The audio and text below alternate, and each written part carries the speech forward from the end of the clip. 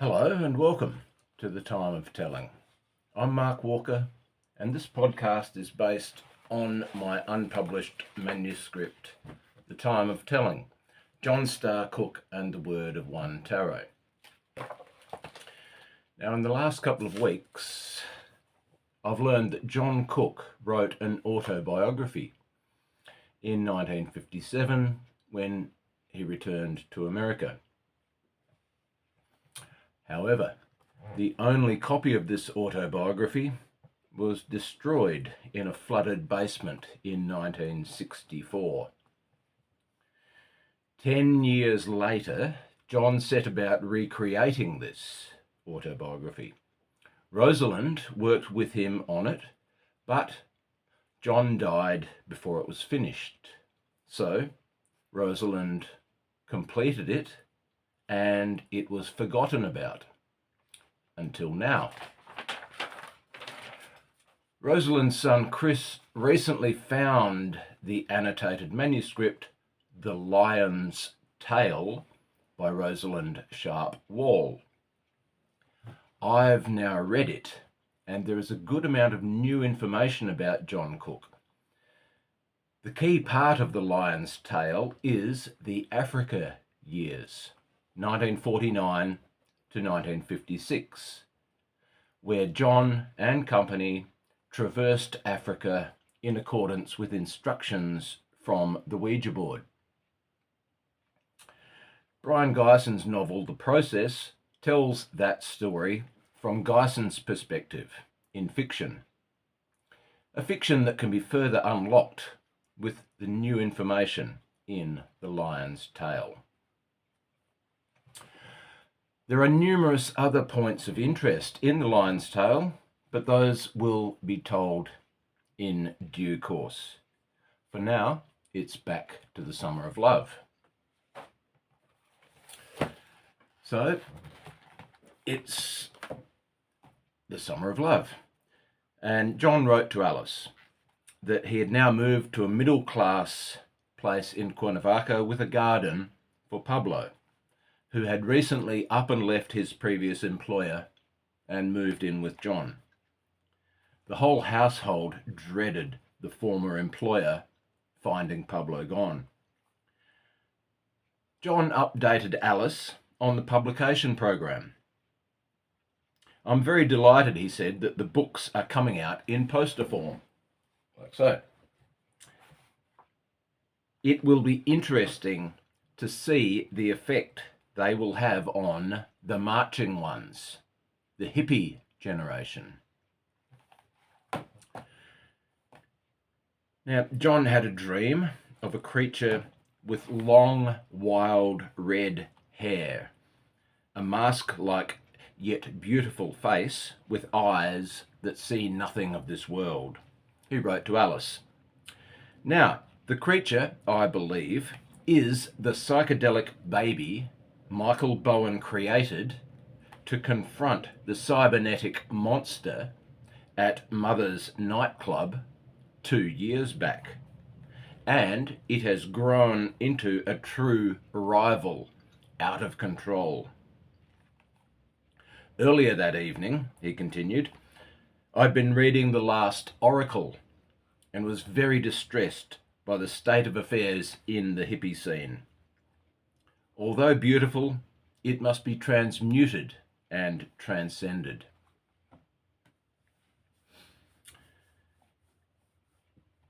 On July the 18th, he wrote to Michael and Martine. Instead of Cuernavaca, he wrote the address as Queer Nirvana. Queer Nirvana, July 18, 1967. Dear Michael, Martine. Returned from Texas border to discover letter from you both. Many thanks, loves. $5.95 sounds very cheap for the books. Why not make it $10? Michael Hogan thought it ought to be published for $60 per pack. This too is an extreme, even though he said he would save to buy it at that price. But you know what you're doing, and I'll not interfere. Regarding Gala, try for some amicable solution. She is very superstitious about the books, as you know, and for a real and inner reason. For centuries, a part of her has been the guardian. It may be time she is released from this mask. I am not the one to say. I can only let it be. I'll write a screed for Oracle today. I believe I'll slant it from the point of view of Atlantis. Did you know Atlan means the place where the land joins the sea in Aztec, and the Aztecs called themselves the race from Atlan.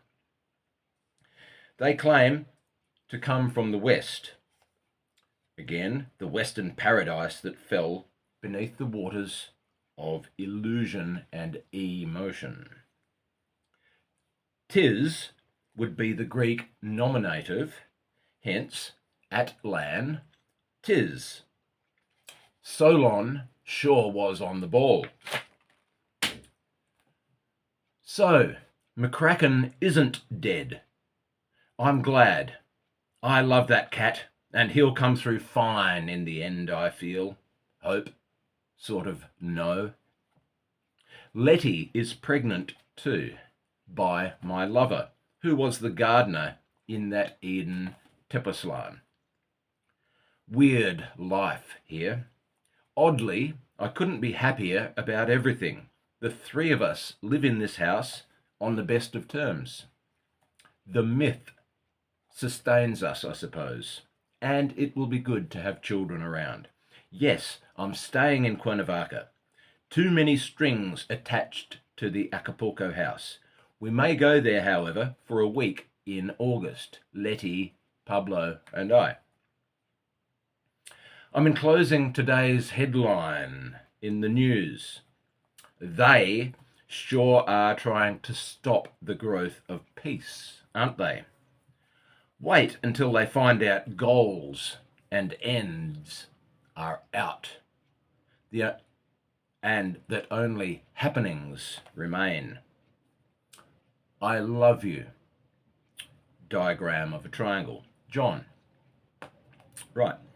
So, Michael McCracken was not dead, but wasn't long for this world either. In 1966, McCracken's wife, Carol, died of a drug overdose in Mexico, after which their child, Michael Jr., went to Chicago to live with Carol's mother. McCracken would die in 1968 in a London hospice from suicide. John wrote a broadside for the Church of One. He wrote, "To each one concerned." Are you still doing that? Are you still hooked on the concept that you are doing something to eradicate something else? Better someone else? Elevate or alleviate? Are you, for instance, thinking you are in revolt from the situation as it is, or by past habit patterns determinedly attempting to repeat or revitalize past credits? Then, dear friend, you are in for a shock. You can do nothing. One is in motion, and one has written one's play. You know your script, so why waste time identifying or hanging on to what is taking place?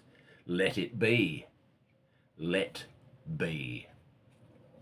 Let. Fools wore masks and hats to attract attention. Masks and hats are magic creations. Look at me, look at me. But when they got bored and the audience no longer applauded, they exchanged them and found they didn't fit. The fools tried crowns. Now this, thought the fools, really was something to do as they scampered around playing kings and queens. But no go. For within this crown keeps death his court, and all that. Ah, what then? egret feathers and bells. Infinite paraphernalia came to mind before the fools discovered it was best to be naked. Hence, fools today stand tall and naked and walk in the wind. They are on the march, and nothing will halt them. Can you be the fool? Can you recognize that nothing is what it seems, because everything is as it seems, here and now? Fools do nothing but listen to the wind's song and acknowledge the acts as they appear on the stage. Fools sit in the balcony and are witnesses to the remarkable new production which is being played. They pretend to marvel at the one magician's miraculous tricks, but they know that they are pretending, and hence will not be ensnared or hoodwinked by his sleight of hand into ever more subtle traps. Each fool knows the entire script. Dig? If you don't know it, then dig deeper. It is time. Awake. Recognize yourself. Listen to the wind. The avatar is here. John. John's first wife, Millen, was again living in Ireland. She wrote to John, and he quoted her in a letter to Alice, quote, "I cannot open your mouth, nor can you, but it will open all the same. The word springs from the eternal, having been with it always. Thinking is an effect, not a cause. The ripples spreading out after the stone is cast in the waters. Baba speaks. John walks. No. One speaks. One walks. All over the earth, in many lands. And the hippies dance on, and the happenings happen. We are not as lost as we may think ourselves to be." End quote. John also informed Alice, "Gala slashed her wrist, or did you know? They saved her." A couple of weeks later, John tells Alice, "The Royal Maze, by the way, is a picture of the whole self. No wonder it can never actually be gotten out of, only recognised." He also said that Letty was pregnant, although he wasn't certain, but that she was certainly threatening to commit suicide. In August, John was published in Oracle 9. The 22 images of the books of T were formed into a large letter T, with the text in 2 columns on either side of it. John later expressed to Michael that he considered the 22 books of T as the perfect jewel,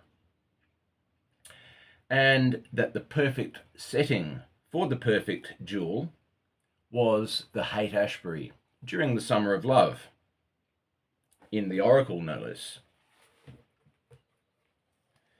Now, here is Oracle number 9. That's the front cover. And John's article, a few pages in, is here. So in the shape of the letter T are the 22 books of T and John's screed that he wrote from the point of view of Atlantis, which I will now recite. 1. The great architect, that great architect of the universes, designed a single design. Specifically, as far as those in motion are concerned, The great architect designed this design for that personality continuum called man and his manifest chemical world. This design of one precedes all time and yet includes time's line as it unwinds. All events are now. The mind acts, performing acts, or perceiving events. Nothing subscribed by design is out of order or sequence. That which seems unorderly or unsequential to a man's senses and understanding is always, actually, in perfect order and sequence within one's design structure. There are no mistakes. Nothing is what it seems. Everything is as it seems. When design permitted, man in many cultures has sensed design. This sensing of design is called today a happening. Men sensing design today are known as tall ones. They are on the march because of a given understanding ordained within design. These are the builders here on earth who are in accord with the prevailing design of one. Although their building tools are similar in all periods and places, it has only once more become obvious in the last years that the one is acting through them all again. Tall ones are uniting and recognizing one another throughout the world as part and parcel of the identical hidden work emerging on the world stage. What was esoteric and for the elite Masonic priesthood formerly has now moved into the sphere of daily life among the hippies.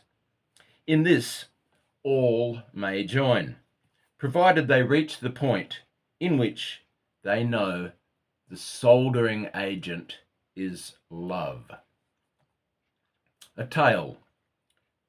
Ruth is here, and Ruth is fruitful. A child was born. He walked with men and beasts. The men he tamed, the beasts he loved. And Ruth wept. The beasts ripped the man-child's heart from his body and left it. No man came near the living dead. Ruth gathered the heart to her bosom and roamed the far regions of the world, seeking she knew not what. After some seasons of wandering, the living heart rocked. This stone was placed in a common spot for all to see and to think upon. This, Ruth's heart of hearts, reached the heart of all. You will live to see the day when this heart of stone is found and placed in operation. T. Ruth. The books of T, or the books of Torerut, commonly known as tarot, comprise the heart, which is rocked in the above allegory from the given writings, the Book of One. Ruth's heart of hearts is none other than those ever-progressing pictographs of design written on watery light. The 22 major trumps are the key to the symbolic Nile forging through man's psyche. The letter T, the cross, when folded, produces the cube or alchemist's stone. The letter T is the heart of esoteric law and represents the living gold as its transitional state, or the point where the elements meet for transubstantiation, second birth. It exemplifies the state termed the fifth initiation, the fifth moment. That moment when a one knows one and transcends the entire universe and reverses his consciousness from outward seeming to that inner reality in which he knows he is all mankind. Design has ordered the moment each shall know he is his own father, and the books of tea, the books of Torirut or tarot, are indicators of the ways the Nile or the psyche reverses. Tahuti was the scribe of the gods for the Egyptians, and the books of Tahuti buried, according to legend, within the Nile are none other than the symbolic glyphs known as the tarot. Previous decks depicted the fall of man and the various designed forces that augmented the fall. Now that man has seemingly reached the 0 hour of his fallen cycle, a new set of books are being brought out. The new theatre is in season, and the active symbols are manifest for those who are concerned to understand, know, and use. These present books, in conjunction with the older renditions, taken collectively or individually, are a means to self-unveiling. Their depth is to be followed. Their mystery is to be entered by each individually. They are not meant to be taken frivolously, nor is their meaning to be used to influence or to be exposed to the profane. When a man is consciously dealing with the tarot, it should be recalled, he is dealing with the essence of ultimate force. Tall ones shall not have their fingers lopped off. May this be an encouragement as well as a warning to those whose path concerns the books of Torirut. All levels of consciousness are now arriving at the point of the happening of the great event. A reversal is imminent universally. The living golden heart palpitates, beats, and the books expose the heart's beat. Each of the 22 major trumps has progressed to the point of reversal, and the story that this new edition of the books tells through symbol is the story of reversal upon all levels of consciousness. In Nahuatl, the word Atlan means where the land met the sea. When Atlantis fell beneath the sea, as pictured by Trump 16, called in the old pack the lightning struck tower, these symbolic hieroglyphics, along with the Great Pyramid of Giza, were brought over into the newer state of awareness as the sole reminders of what had taken place in man's consciousness. Atlan was not a mythical place. It was not, however, an actual continent existing in our present Earth-time continuum, but rather a different state of being. When Solon called it the land of the West, he meant exactly that. He was speaking of the Western continuum, the Amitabha region in the Mahayana Buddhist mandala, which fell into the astral seas of illusion. In other words, at a certain 0 point in time, Atlan became immersed in the waters of Maya, when one who dwelt there fell in love with his own reflections and desired them. And the sons of God, the Elohim, desired the daughters of men, is a remembrance of the identical drowning, and hence the hanged man in the older books is upside down. This new edition of the books of Torirut has been given as a way shower. They point the way of return to the progressed original state of being. It has been stated by Madame Blavatsky and other trained occultists that Atlantis shall once more rise from the depths during the latter half of this century. With the publishing of the new books of Torerut and the imminent discovery of the Union Hall in the Great Pyramid, what appeared as myth shall be realized as T-Ruth for all those concerned. The struck tower in man's psyche will be reconstructed as the citadel, or completed man. X marks the spot for all those who can take it up. Design alone completes design. Naught can but be.